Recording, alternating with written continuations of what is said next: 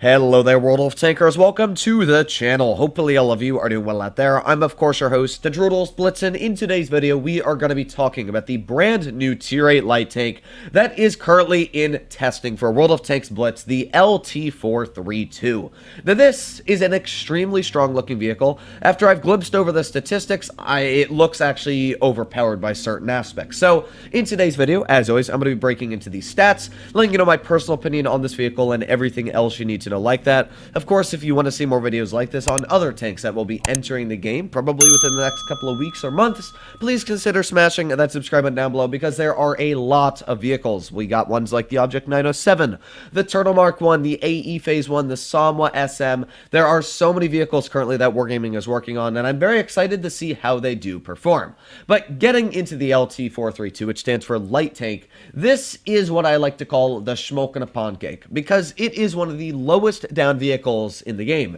You can see a picture of it up here. It is so tiny. This makes the T54 light tank, sorry, I was losing my mind there, but the T54 lightweight look big. It is such a small vehicle, and it's super duper fun. But getting onto the statistics of the tank, by the way, keep in mind that these statistics can be subject to change, and my personal opinion is some of them will change, because currently this vehicle seems way too strong for a light tank. Now, the hit points is one of the big setting back factors. It's only at 1150 hit points, which means, of course, that the average roll of a 120mm is 400. So if you're running the hit point buff, which is going to bring you up to 1219, you're going to have to get really lucky and hope that those 120mm don't get any bit of a high roll, because 3 shells on average will pretty much kill you in your LT432. But enough about the hit points, because that's really the only killer. It's got very nice view range at 290.4 meters, which of course is great. It's got a very nice DPM as well at 2526. 185mm of standard pen is pretty dang nice for a light tank at tier 8. Usually you got vehicles like the LEKPZ or the RU251 that don't really cut it on the standard penetration. This vehicle with 185 standard is very nice, and you know me, I love my calibrated, so I'll be running Cali on this vehicle, bringing the standard all the way up to 194, and the premium is AP with 240mm of premium penetration. Now, we all know how ridiculous the Ho-Re's premium is. It has the ability to penetrate the upper plate of an E100 and a mouse, even angling at full angles.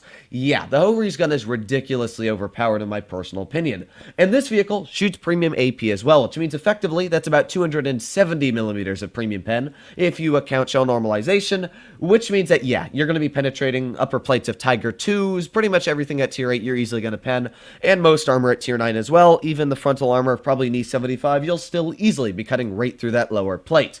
So, yeah, this vehicle's very strong on the penetration. Now, this tank carries a 100mm armament, giving it 280 average damage. Of course, that's very impressive, and that means that, yeah, you're not going to have to worry too much about trading with enemy opponents, even mediums, because you deal more damage than the average tier 8 medium. That makes this tank even stronger than it already was, and with an HE alpha of 350, yeah, this thing packs a real large punch. So, it's got very nice shell velocity on the standard at 1150, although I will say the premium, because it is AP and not the standard APCR, it does have a little bit worse shell velocity of about 1012. Still very strong, but a little bit worse. One thing I would have suggested for Wargaming is to swap the AP, put that as the standard shell, and put the APCR as the premium, because even though it is like this on World of Tanks PC, where the tank has APCR as standard and AP on the premium, I think that in Blitz, it would be a lot better and a lot nicer for the vehicle to have those two shells swapped. That way the AP is a little bit more pen, you don't have to load as much premium, and the APCR has better shell velocity on the premium, blah blah. But of course, that is all up to Wargaming's decision there. Now, the gun handling is really amazing on this vehicle, because you'll look at the base aiming time and you'll be like, oh, it's terrible, it's 2.26 seconds, which if you add it all in is probably about maybe a 4.5-5 second aiming time. That's not great, but if you think about it, the on-movement dispersion is the best in class. Rotating the turret, oops, did not mean to do that, but rotating the turret is best in class. Pretty much everything on the dispersion, rotating turret, rotating the tank, rotating the vehicle, all of them our best dispersion in class, which means that, yeah, the aiming time's not great, but it's never going to have to aim because it's always fully aimed in. As well, the vehicle has .308 base dispersion, which is fantastic and the most accurate tier 8 light tank gun we have to date. So, yeah, they're making a 100mm more accurate than the average tier 8 medium 100mm by a long shot. The tank does have a major weakness, though, and that is the gun depression. Only 5 degrees is going to be a pain in the butt. This tank is quick, and it's going to be needing to work gun depression at certain spots when you're zipping around angles and terrain. So gun depression will be a little bit of a pain, and as well, the gun elevation at 15 degrees isn't the most. So it's not the most flexible vehicles on all terrain, but just looking at the vehicle overall, the gun still seems very, very strong. Now, of course, it's very quick, so the turret reverse speed is 58.32 degrees a second, but this is where we get into the crazy stuff, and that is the speed. This tank weighs a total of 27 tons, which is very, very light, of course. That's one of the lightest tier 8s in the game. It's able to go forwards at 75 kilometers per hour, which is already pretty dang impressive, and it's able to go in reverse at 30. Yeah, you heard that right. 30 kilometers per hour. This will be the fastest tank in reverse in the game. This tank can go faster in reverse than the average tier 8 heavy can go forwards. It's actually crazy. I don't know why they would do that. Why not just make it go 20 or 23 in reverse? Why 30? It's so ridiculously quick. And 75 forwards as well is insane. It's got the best power to weight ratio at tier 8 at 40.29 on hard terrain, 36.26 on medium, and 22.66 on soft. This will be probably one of the fastest tanks added into World of Tanks Blitz ever, maybe even faster than the M41 Jade. We're going to have to see, though, how it is when it does come into the game. So overall, you can start to see why I'm calling this vehicle ridiculous and why it's probably going to be needing nerfs. Now, the traverse speed is a little bit slower at 58.32, but it's not slow. Like, it says it's slow, but it's really not. 58.32 is still ridiculously fast. That's like the same traverse speed as a P44 Pantera. So yeah, don't get bummed out by this being a little bit red. It's still ridiculously quick. It's just the slowest of the tier 8 light tanks.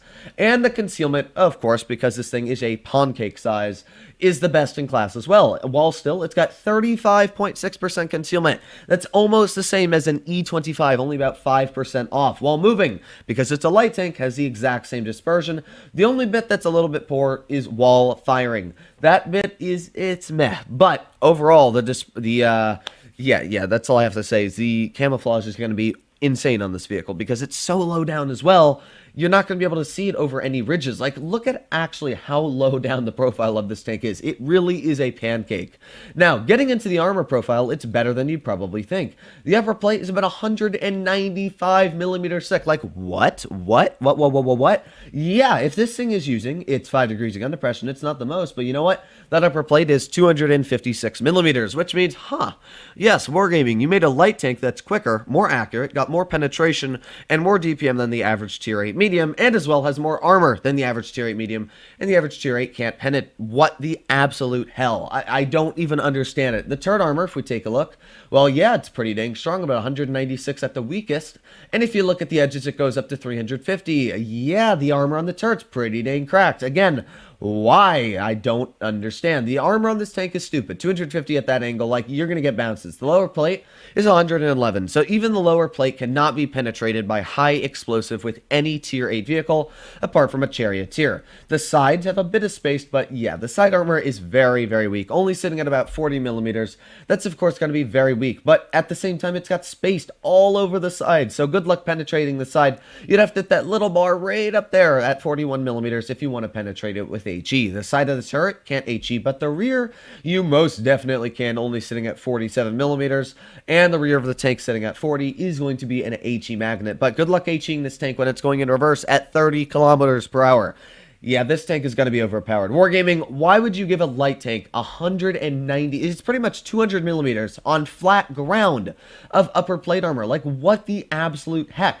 Now, of course, your vehicles are going to be taller than it, probably looking down at it like this, but still, if you're using the gun depression, it doesn't matter. If you're using that 5 degrees of gun depression, 280 millimeters on an upper plate is too strong. It should have no armor, judging how ridiculously quick it is. Let me know what you guys think about it in the comments down below, but this vehicle seems like it's just going to be overpowered. It really does. I don't really know how it's going to deal, but let me know what you guys think in the comments down below. Like, look at it against tier 8s. If you put up against tier 8s, it's already going to be very strong. Against tier 7s, the armor on this tank is going to be crazy, crazy good.